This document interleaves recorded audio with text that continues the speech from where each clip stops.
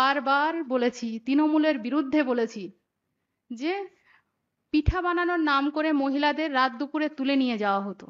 পিঠা তো আমাদের ঘরে, মানে যখন আমি ভারতীয়, এখন থেকে জয়েনিং এর আগের মুহূর্ত আমি ভারতীয় জনতা পার্টি, এখন তো আর নই। তো তখনকার ভাবনা থেকেই আমি বলছি, যখন আমি আমার ঘরের ছিলাম, আমার ঘরের লোক তারাই তো পিঠে বানাতো। যদি পিঠে বানাতো দেওয়া হতো, তাহলে তাদের সঠিক জায়গা, সঠিকভাবে কাজের মূল্যায়ন, সঠিকভাবে তাদের সবকিছু পাইয়ে দেওয়ার ব্যবস্থা করতো। এটা বিজেপির নেতারা করে, সেটাও প্রমাণ সাপেক্ষ, সেটাও আমি প্রমাণ দিয়েছি। আস্তে আস্তে আপনারা সবকিছু জানতে পারবেন। এই যে টোটাল বাংলায় নারীদের নিয়ে একটা রাজনীতির রং মেখে ফেলেছে সবাই, সর্বভারতীয় দল, এবং আমরাও সেই রাজনীতির রং নারীদের সম্মানের সঙ্গে গুলিয়ে ফেলেছি। কিন্তু এটা শেষ হওয়া দরকার। আমি একজন নারী,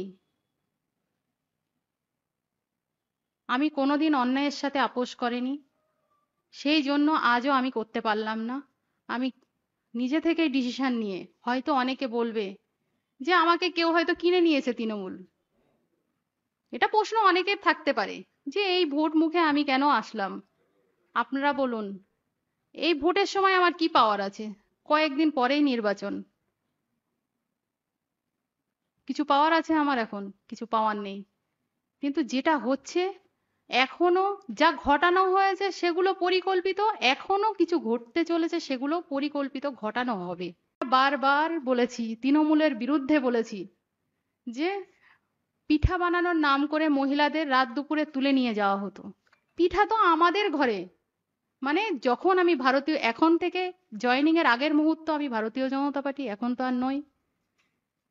তো তখনকার ভাবনা থেকেই আমি বলছি, যখন আমি আমার ঘরের ছিলাম, আমার ঘরের লোক তারাই তো পিঠে বানাতো।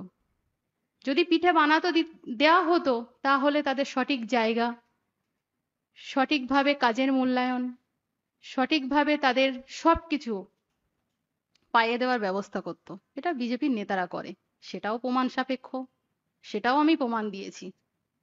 আস্তে আস্তে আপনারা সবকিছু জানতে পারবেন। এই যে টোটাল বাংলায় নারীদের নিয়ে একটা রাজনীতির রং মেখে ফেলেছে সবাই, সর্বভারতীয় দল, এবং আমরাও সেই রাজনীতির রং নারীদের সম্মানের সঙ্গে গুলিয়ে ফেলেছি। কিন্তু এটা শেষ হওয়া দরকার। আমি একজন নারী, আমি কোনোদিন অন্যায়ের সাথে আপোষ করিনি, সেই জন্য আজও আমি করতে পারলাম না।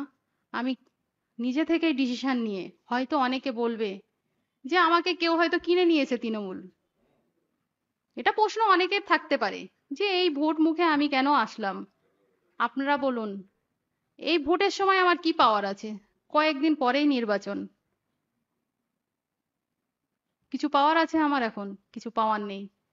কিন্তু যেটা হচ্ছে, এখনো যা ঘটানো হয়েছে সেগুলো পরিকল্পিত, এখনো কিছু ঘটতে চলেছে সেগুলো পরিকল্পিত, ঘটানো হবে।